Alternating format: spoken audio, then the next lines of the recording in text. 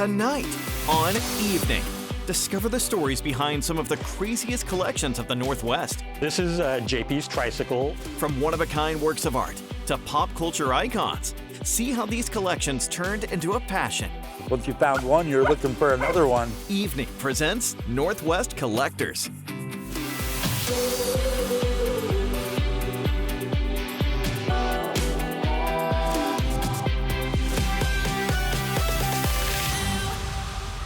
Welcome to a special edition of Evening. I'm St. Brian. Most of us have collected something in our lives. In my case, records, books, dust. But tonight we're going to meet some Northwest neighbors whose collections are far more interesting. And what better place to host than from the Museum of History and Industry, home of the largest collection of Pacific Northwest historical artifacts. They've got things like the Sonics 1979 NBA championship trophy, the original R from atop the Rainier Brewery, and the first commercial plane produced by Boeing. Mohi is open every day of the week from 10 to 5. Our first story is about an Everett man whose graphic collection began as an act of preservation. Here's Jim. Behind the walls of an old Masonic temple hangs a small sample of a collection that's actually the largest of its kind in the world. Graffiti is the only art that the United States, America, has put forth through the art genre to the world. Everything else came from somewhere else. John Carswell began reaching out to graffiti artists in the early 2000s after learning that decades-old works were being whitewashed away. We would send back canvases and tell them what we were looking for, and what we were looking for is not what you're doing now. We're looking for what was your most famous piece when you were getting up at 14 years old. So they would do that on canvas for us and roll it back and send it. Started very, very small. And then once you get a couple of pieces from some guys, and then you get to know them, and they're like, oh man, you know, so-and-so really, he was the guy that was hitting that 9 train, or he was really the guy. So now pretty soon you're tracking that guy down, and you're tracking these, and it went that way the entire time. Now known as the Dogtown Collection, it features thousands of graffiti on canvas prints by some of the most influential artists of the last 5 decades. Most people see the genre as a little more, like I said, the tagging, you know, single color, bubble letter, vandalism, essentially. Most people don't see just how technical, and the guys that have really moved this into an art form that very, very few people can do in the whole world. Now, I've got pieces now that look like a photograph, and it's all done with a spray can. And every single piece that we have in our collection is just aerosol spray cans. The collection has become a family affair, with John's oldest daughter now curating the rotating pieces on display. I'm excited to be able to show my love of the artists and the artwork. I'm excited to be able to share the stories of these guys. In this collection, graffiti is more than just paint on walls. It's the preservation of an art form that is all American. That talent is now on canvas here for people that enjoy art and students to be able to see for hopefully the next 200 years.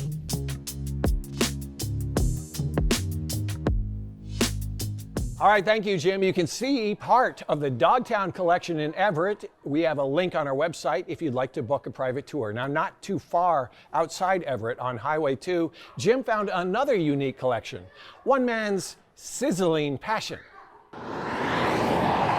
Out along Highway 2, So this is late 70s. in the heart of tiny Grotto, Washington, This is 73. a classic boy meets grill love story. I don't really know what made it go crazy, I guess. Jimmer DeGroot has a passion for Weber brand original style kettle grills. I think 25 here and then 4 or 5 at least up there. Each one more colorful, more beautiful than the next. It almost became addictive. Once you found one, you're looking for another one. Weber.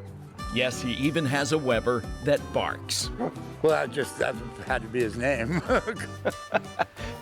Jimmer has plenty of collector's items. It is a treasure. Had to go to Tacoma for it. And discontinued Weber products. It's called the web.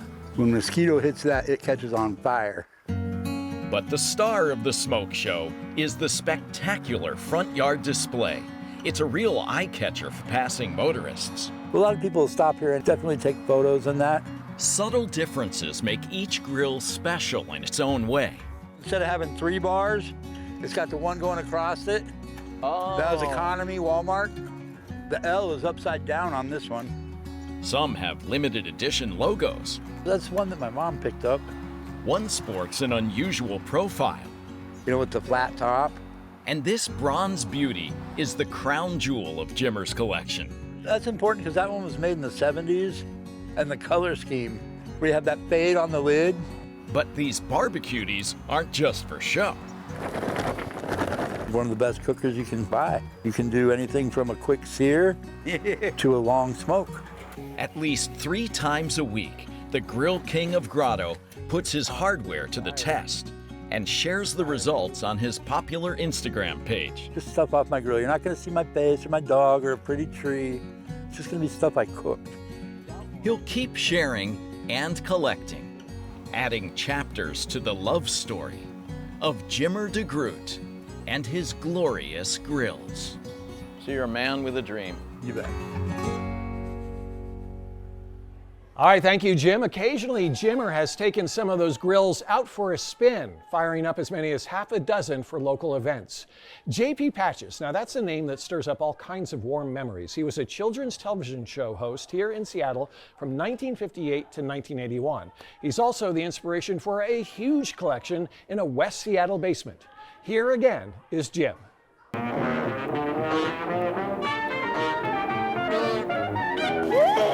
He was Seattle's favorite clown. After all these years, has a huge following. J.P. Patches was a fixture on Cairo TV from 1958 to 1981. And the man behind the makeup, Chris Wheatus, continued to make public appearances for decades after that. I literally saw grown men drop to their knees crying, going, "Oh my God, J.P. Patches." Somehow, a bunch of JP's wardrobe pieces and props have ended up here in John Bennett's West Seattle basement. Stepping into history right here. See, John's a big collector of all things vintage and happy to store stuff for friends. When a JP exhibit closed down, It's been years. many of those items ended up here. So this is JP's tricycle. Sturdley the bookworm. Graphic designer Kurt Hanks runs the jppatches.com website. He affected a whole generation of kids with his sense of humor. He's been a Patches pal since childhood. We watched the clock on Grandpa TikTok to know when to leave to go catch the bus. It was just part of our morning routine. I gotta get this. Sorry, I'll get right back to you. Yeah, hello? Kurt can tell you about everything here, from JP's jacket, which shed buttons with every redesign, The sound guys on the show would get irritated because every time he moved, all the buttons would rattle. to this wig belonging to Bob Newman, who played JP's wannabe girlfriend, Gertrude. Sometimes you'd see his hairy legs under the dress, although a lot of times he wore like long johns as well. Gertrude for a day. Gertrude for a day, Gertrude for a lifetime. These relics pay tribute to a talented team that brought laughter to thousands of kids. A basement filled with memories of a simpler time. They didn't talk down to kids. It just struck a chord with us. After the break, This will sell today for like $3,000 to $5,000. a Star Wars collection that's out of this world. But up next, See a new beer can, you have to get it. a collection of cans worth toasting to. Hey, Jim here with a collection worth toasting to. Alana Steenbaka of Puyallup has been collecting Steines ever since his mom got him one for Christmas in 1982. Among his 600 in the collection are Steines commissioned by castle owners and regimental Steines that belong to soldiers. No two Steines are alike, but most of them do have one thing in common. So if you open up these Steins, you still smell the old beer in there.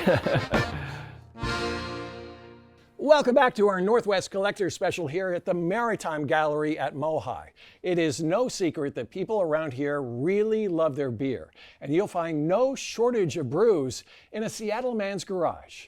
Here's Jose. Welcome to my garage. Come on in. Welcome to the Hall of Foam.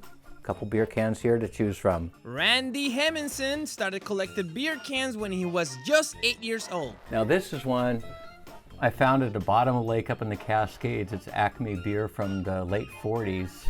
And I found that at the bottom of a lake when I was on a Boy Scout hike. Decades later, he just can't stop. His garage is filled top to bottom with cans. It's one of these like collecting stamps. You see a new beer can, you have to get it. He has about 8,000 cans in total. So many that he and his wife have to move their car out of the garage.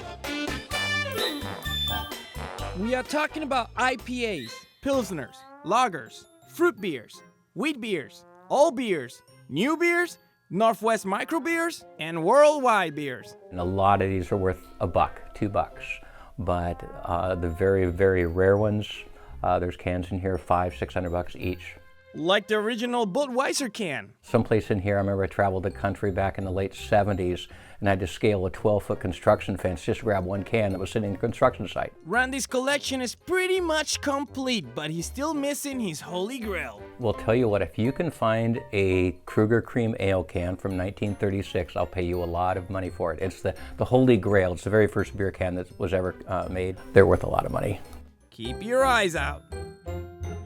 All right, thank you, Jose. I know what you're thinking. Randy has actually emptied all of those beer cans. He says if he didn't, the cans would eventually start leaking anyway.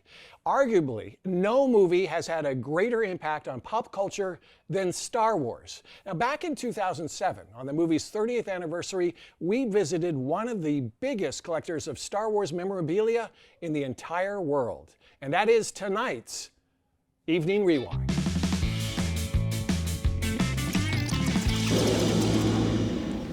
At the home of Seattle resident Gus Lopez, the locks don't stop with just the doors and windows. That's because his house is home to one of the largest and most unique collections in the world. I mean, you could say that Star Wars has taken over the house. I mean, another way to look at it is we picked our house based on being able to display all the Star Wars stuff. Though his collection has some familiar items, Gus enjoys the challenge of finding things a little more obscure. You know, behind me I have a lot of different box action figure toys. These are vehicles from the cartoon series. Like this is a Yoda Play-Doh set from The Empire Strikes Back. Some really weird things like, you know, this is like the electronic toothbrush with the 70s kid wearing the turtleneck, R2-D2 light switch toy. I have a lot of the vintage action figures, and all of these are from, you know, 20 to 30 years ago when they did the original action figures. Out of all his action figures, it's the smallest that's worth the biggest price. A version like this might sell for, today, might sell for, you know, $500 in a really nice condition like this.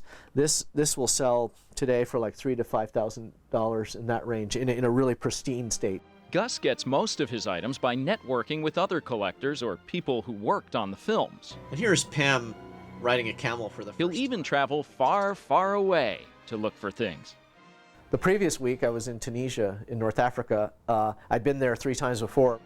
His multiple trips to Tunisia have brought back treasures left as trash by previous Star Wars crews. But perhaps Gus's most prized possession is a real Star Wars star, literally. That's no moon. It's a space station.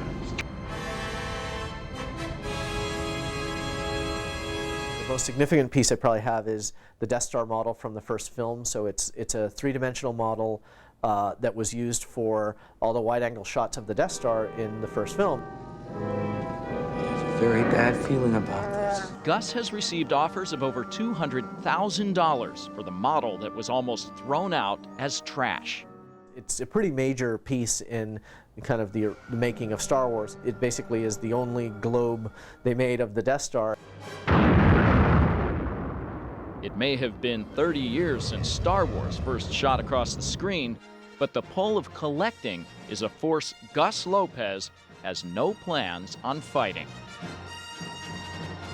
I can keep collecting forever. I don't have any intention to ever stop. Remember, the Force will be with you, always. when we come back. This is probably the smallest Weird Al museum out there. A Tacoma man's quest for all things Al. Hey everyone, Jose here with another crazy collection. Jeffrey Pelletier spent his work hours designing dream homes, but it's what he built on his own house that keeps him feeling like a kid again. Jeffrey has a room dedicated to his Lego collection. He has more than 250,000 pieces in all, providing him with many hours of fun. So it just became a way to relieve stress and then to also kind of design things that maybe I couldn't do in my actual profession. Welcome back to our Northwest Collector Special from Ojai. Now, just for the fun of it, we're going to head down to Tacoma to meet a man with a huge collection dedicated to the king of the parody song.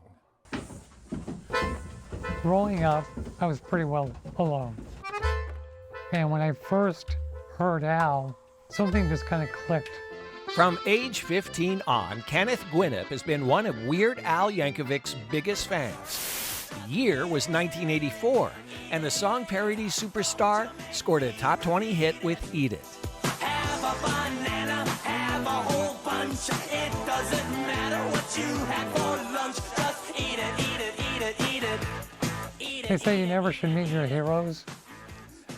If you haven't met Al and he's your hero, you need to meet him. Because he's a pretty swell guy. So swell, Ken has spent 4 decades collecting Weird Al artifacts. This is probably the smallest Weird Al museum out there.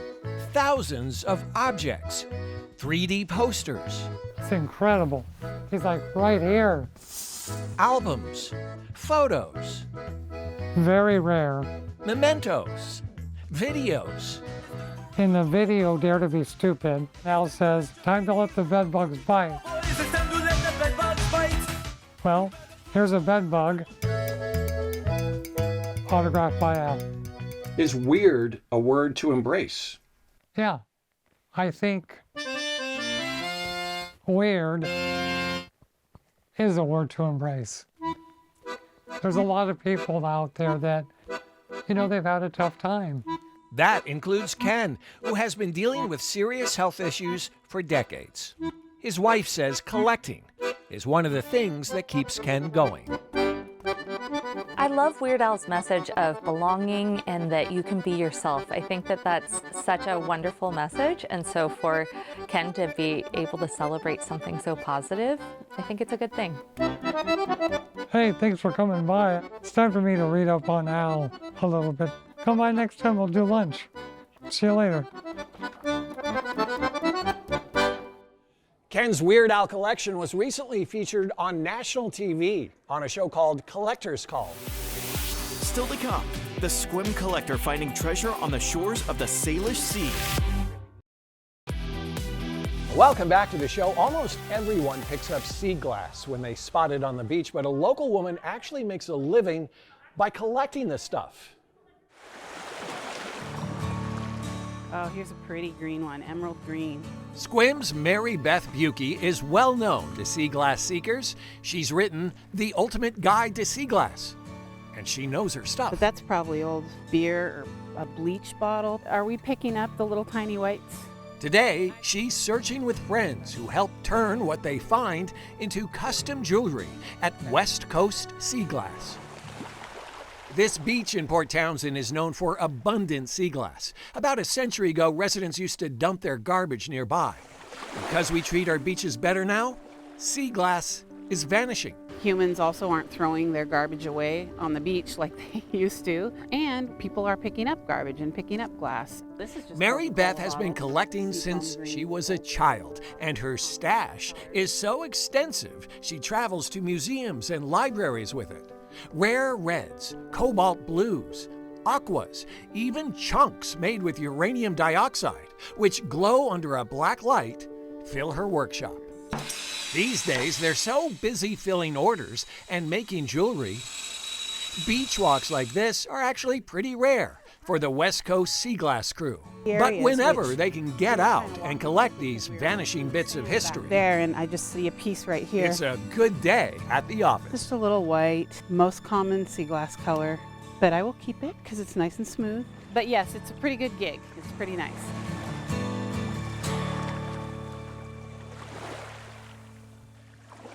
Mary Beth is now a contributing writer to a new publication that's all about sea glass. It's called Glassing Magazine. Well, that is all the time we have. Our thanks to Mohai and to all of the collectors we were able to feature tonight, and to you for watching. We'll see you next time.